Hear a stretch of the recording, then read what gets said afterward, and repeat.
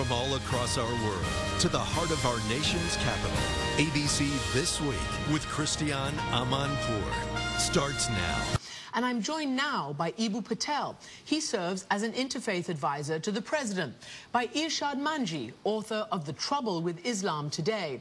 And by Richard Cizik, founder of the New Evangelical Partnership for the Common Good. Welcome to all of you. Thank you for being here. Can I start by asking all of you, how and what do you think of the Imam's rationale for not moving? He basically puts it down to an issue of national security. But there are others, for instance, others in the Christian movement, like Richard Land of the Southern Baptists, who says that religious zealots, wherever they are, with no regard for human life, can't be dictating decisions that Americans take about religious freedom and where places of worship are located. So what do you think of that? Not much. Why? Well, because religions today are transnational, and we live in a globalized world where globalization both moves people in reaction to what happens here, but also can help move them in a positive direction. So the actions that we take vis-a-vis Park 51, for example, in New York City, will have an impact around the globe. And I happen to think that we, as evangelical Christians, should acknowledge that fact, acknowledge that there are billions of people who don't always understand us, and act accordingly, rather than simply suggesting, as Richard Land and others have done, that to take this action, in other words, to leave it there is to bow down. That's what they say, is to bow down to Islam, and that's totally unwarranted. And what do you think, Irshad? At the same time, though, I do think that Imam Faisal's reasoning on this is wrong-headed. He says that relocating the mosque will play into the hands of what he calls Muslim radicals.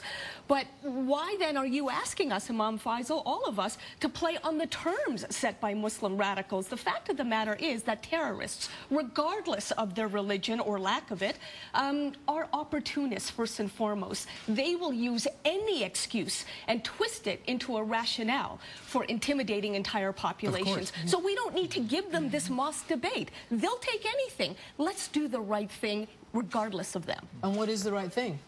Well, I would suggest that the right thing is to build a mosque near ground zero, but use it as an opportunity to make it the most tolerant, most transparent, and most modern Islam that the world has ever seen. Eboo, you have done a lot in interfaith dialogue, trying to really build bridges here since the disaster of 9/11. What does this say to you, this fervor that is being whipped up, this rising tide of anti-Islamic sentiment in this country?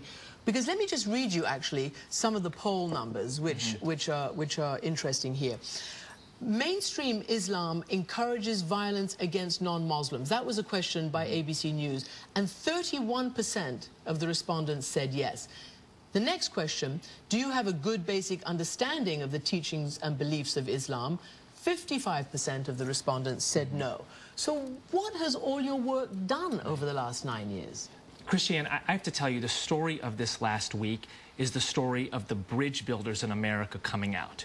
When the faces of intolerance show themselves, the forces of inclusiveness in America go into action.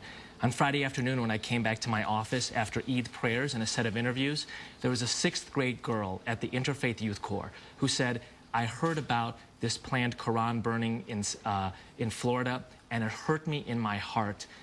I think religions should be nice to each other. I'm donating my allowance to your organization. Well, that's wonderful, but you yourself have said that you feel even more scared now as a Muslim, and many people have said that than you did at 9/11. You know, Christiane, that's true. You know, my mother called me yesterday, and she said, Eboo, I've been in this country for 35 years as a Muslim, and I've never been scared to say I was fasting. I've never been scared to say that I call God Allah.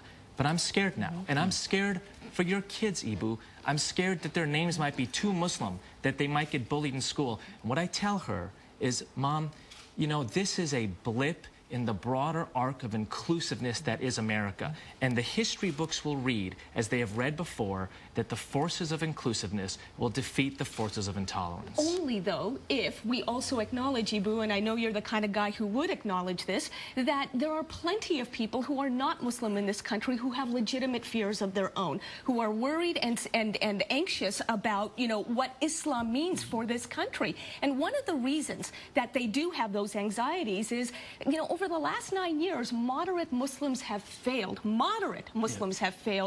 to make the case for why there is nothing to fear about Islam. When Major Nidal Hassan opens fire on a group of fellow soldiers at Fort Hood, Texas, shouting Allahu Akbar, God is great, and the first thing you hear out of the mouth of a moderate is, please don't misunderstand, Islam has nothing to do with this, you can't blame ordinary Americans for scratching their heads and wondering, well, what role does religion play here? Well, then let me ask you this. Why is it then that the difference between 1 billion Muslims who are mostly peace-loving and Al-Qaeda, which acts violently and in a terrorist way, claiming to speak for Islam, why has that difference clearly not successfully been made? Because people, the opponents of this mosque, lean towards that rationale, that it's Al-Qaeda that's building the mosque, basically. But Imam Faisal Abdul, Ralph, he is a moderate, has gone around the United States and around the world, supported by both this President Obama and by President Bush, teaching this message of peacemaking. So when he asked evangelicals, Christian evangelicals and others, Jews, to support him in his effort to turn the mosque, the Civic Center in New York City, into an instrument of peacemaking, the New Evangelicals said, absolutely, we will join you. But let me just add one additional point. The real victims of this conflict here in these United States over this matter, and the broader issue of anti-Muslim prejudice and bigotry, the real victims can be Christians overseas who themselves have been victims of persecution. And so we evangelicals have to be sensitive to the plight they face in their countries. And when we simply say, well, we're not going to give the imam what he wants because that would be to bow down to Islam or whatever, we're essentially saying to evangelicals around the world, we don't care about you or your plight. And I do just want to put this in perspective, because you called it a blip. And in fact, there are, according to the statistics, the total hate crimes in 2008, the latest figures, based on religion, were about 1,519. And anti-Islamic crimes represent roughly 7% of the cases, with anti-Jewish crimes representing 70% of the cases. So to put that in perspective. But how do Muslims now feel that this is still their home, even though a majority of them say they feel American, they're assimilated, they are successful? And I think a lot of us still feel that way. In fact, most of the young Muslims I speak to, and as a professor at NYU, I get to speak to a lot of young Muslims, they tell me that they adore the freedoms that they have in this country. And yeah, while they do have some fears, they do not at all, the ones who I've spoken with, consider this any kind of a pre-Holocaust moment. What I say to them is, have moderates in your community told you that the highest number of victims that Al-Qaeda has are in fact Muslims. In other words, Al-Qaeda kills more Muslims than any other foreign imperial power in the world. Have you heard that? They routinely tell me they haven't. And I think this is one of the key reasons, Christiane, that it's not just that we, as in broader society, need to make a distinction between Al-Qaeda and all Muslims. I think in Muslim communities as well, they need to be teaching their young people that to have solidarity with Muslims doesn't simply mean,